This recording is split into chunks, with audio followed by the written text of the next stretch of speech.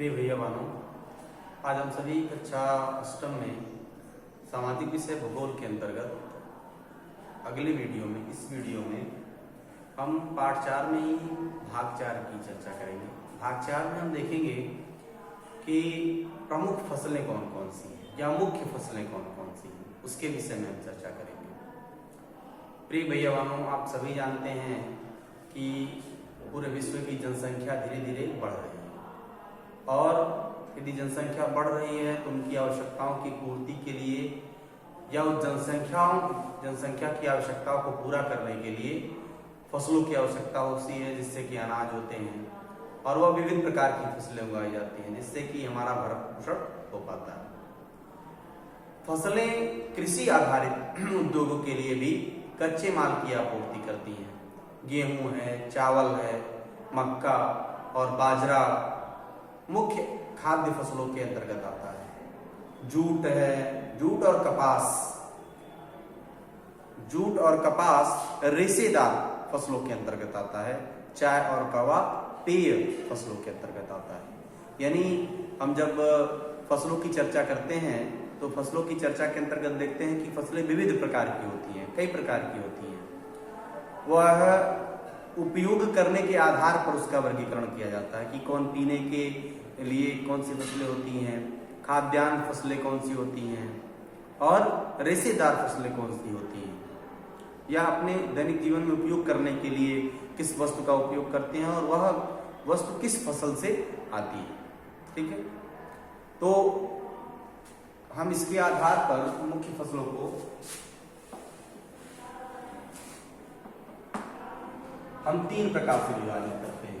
पहला, खाद्यान्न फसलें।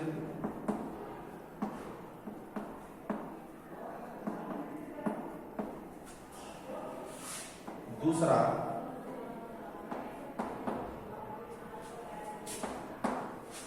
रेशेदार फसलें।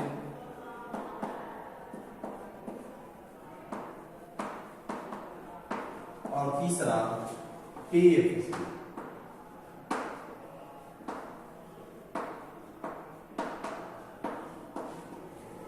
अब हम देखते हैं कि खाद्यान्न फसलों के अंतर्गत कौन कौन सी फसलें आती हैं। तो खाद्यान्न फसलों में हम मुख्यतः देखते हैं कि चावल है, गेहूं है, मक्का है, बाजरा है, इस प्रकार से फसलें आती हैं। चावल, गेहूं, मक्का, बाजरा और भी फसलें आती हैं, इत्यादि फसलें आती हैं। ठीक है, दूसरे में हम देखते हैं कि रेशेदार फसलें कौन कौन सी होती हैं। तो रेशेदार फसलें मुख्यतः जूट और कपास। ठीक है, रेशेदार फसलों में हम किसकी गणना करते हैं? जूट और कपास।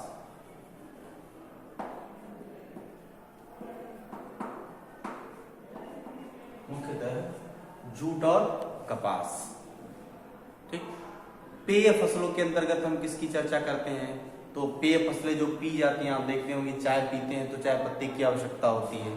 ठीक है, हालांकि ये जब हम आपको कृषि पढ़ा रहे थे तो कृषि में ये जो फसलें थी किसके अंतर्गत आती थी? रोपण कृषि के अंतर्गत आती थी, क्योंकि जो चाय का पौधा होता है, कहवा का पौधा होता है, वो क्या किए जाते हैं? रोप करके, मतलब उसको अलग से निकाल करके बैठाया जाता है, बैठा करके उसका हम उसकी फसल को तैयार कराते हैं। यहाँ पर फसलों में जो 6 फसलें हैं, इसमें मुख्यतः चाय और कहवा आती है। ठीक, अब हम बात करेंगे चावल के विषय में। प्रिय भैया बहनों, यह विश्व की मुख्य खाद्य फसल है। चावल जो है विश्व की मुख्य खाद्य फसल है और यह कहाँ होती है? उष्णकटिबंधीय और उपोष्ण कटिबंधीय। उष्ण मतलब कि जहाँ गर्मी वाले क्षेत्र होते हैं, जहाँ पे मौसम गर्म जलवायु का होता है, या उपोष्ण। ठीक है, उपोष्ण का मतलब ठंडा थोड़ा गर्म, इस प्रकार से उपोष्ण मतलब अधिक गर्मी वाले जो क्षेत्र होते हैं, कटिबंधीय प्रदेश होते हैं, वहां के लोगों का यह मुख्य आहार होता है। चावल के लिए उच्च तापमान यानी गर्मी अधिक चाहिए, उच्च तापमान और अधिक आर्द्रता, मतलब नमी वहां पे अधिक होनी चाहिए, तापमान भी अधिक होना चाहिए और आर्द्रता भी अधिक होनी चाहिए, और वर्षा की आवश्यकता होती है। वहां पे एक मिनिमम वर्षा की आवश्यकता होती है कि इससे कम यदि वर्षा हुई तो जो चावल की फसल होगी वह नहीं हो पाएगी। ठीक है, यह फसल आप देखेंगे चिकायुक्त जलोढ़ मृदा, चिकायुक्त मतलब जलोढ़ मृदा में ये फसल जिसमें जल रोकने की क्षमता हो उसको हम क्या कहते हैं, जलोढ़। ठीक है ना, जिस मिट्टी में जिस मृदा में जल को रोकने की क्षमता हो उसे हम क्या कहते हैं, जलोढ़ मृदा कहते हैं। ठीक है, उसमें सर्वोत्तम ढंग से ये क्या होती है, बढ़ती जाती है। अब देखेंगे उत्पादन के क्षेत्र में चावल के उत्पादन में सबसे अधिक कौन देश अग्रणी है, तो चीन। चावल के उत्पादन में चीन सबसे अग्रणी देश है। ठीक है, इसके बाद किसका क्रम आता है, भारत का, उसके बाद जापान का, उसके बाद श्रीलंका का और उसके बाद मिस्र का, इसके बाद सारे देश आते हैं। ठीक है, अनुकूल जलवायु दशाएं जैसे कि मान लीजिए पश्चिम बंगाल है और बांग्लादेश में एक वर्ष में 2 से 3 फसलें उगाई जाती हैं इस प्रकार। ठीक है, अब हम मुख्य फसलों के बारे में बात करेंगे, गेहूं के बारे में।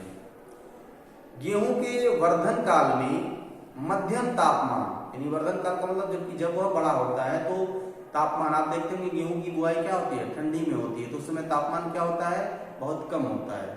ठीक है, एवं वर्षा और समय,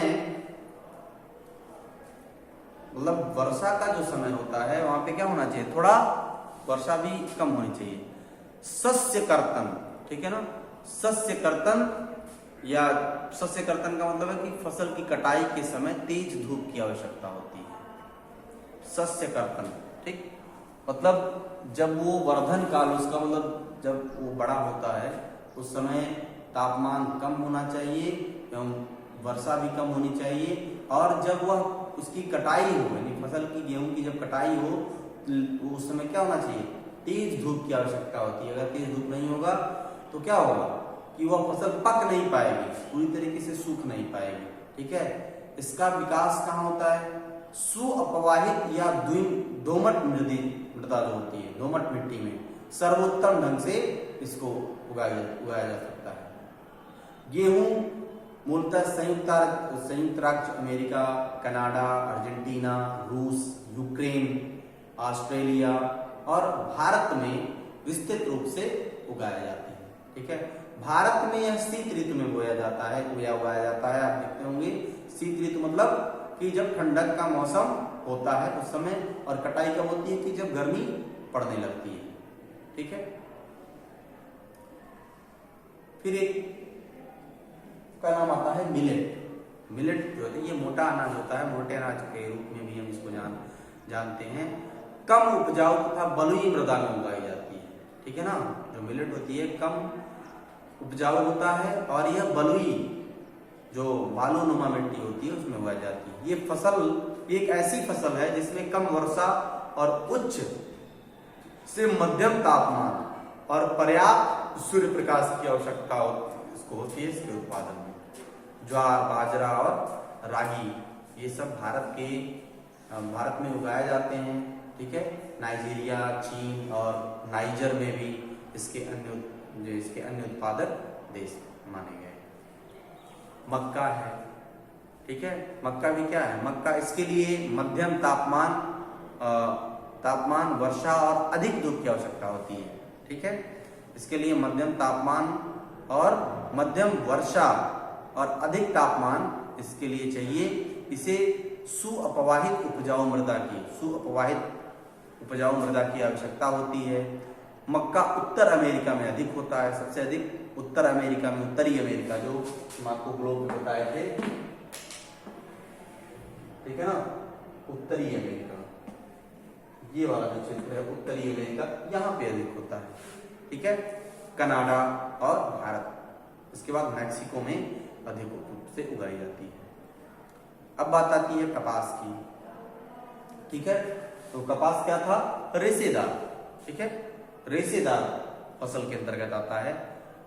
कपास की जब हम बात करते हैं तो इसकी वृद्धि के लिए उच्च तापमान, हल्की वर्षा, 200 से 210 पाला रहित दिन, पाला ना पड़े उस दिन, बहुत अधिक ठंडक ना पड़े, ठीक है, इसकी दिन और तेज चमकीली धूप की आवश्यकता होती है। यह काली और जलोढ़ मृदा में सर्वोत्तम रूप से उगाई जाती है, जलोढ़ मृदा, ठीक है। कपास के लिए भी अधिक पानी की आवश्यकता होती है, इसलिए जलोढ़ मृदा में इसको अधिक सहूलियत होती है उगने में। जलोढ़ मृदा में सर्वोत्तम रूप से उगाई जा सकती है और मुख्य रूप से कपास के जो उत्पादन क्षेत्र हैं, या आप कह लीजिए कि मुख्य रूप से जो उत्पादित करने वाले देश हैं वो चीन है, संयुक्त राज्य अमेरिका है, ठीक है। कपास के अग्रणी देश माने जाते हैं, चीन, संयुक्त राज्य अमेरिका है। इसके बाद आप भारत में भी अधिक रूप से ये उगाया जाता है, यानी तीसरे नंबर पर आप कह सकते हैं कि भारत का स्थान है, ठीक है। उसके बाद चौथे पे पाकिस्तान है, ब्राजील है और मिस्र कपास के अग्रणी उत्पादक हैं। कपास का उपयोग हम कहाँ करते हैं? कपास का उपयोग सूती वस्त्र उद्योग के लिए एक महत्वपूर्ण कच्चा माल माना गया है, उसी से हम सूती वस्त्र को बनाते हैं, कपास के रेशों से, ठीक। अब पटसन भी क्या है? पटसन भी इसके अंतर्गत आता है, एक रेशेदार है, इसको सुनहरा रेशा कहते हैं, ठीक है, के रूप में जानते हैं हम। यह जलोढ़ मृदा में अच्छे ढंग से, यानी जैसे कपास होता है जलोढ़ मृदा में, उसी प्रकार से पटसन भी होता है, ठीक है। इसे उच्च तापमान और भारी वर्षा और आर्द्र जलवायु की आवश्यकता होती है, यानी नमी युक्त जलवायु की आवश्यकता होती है।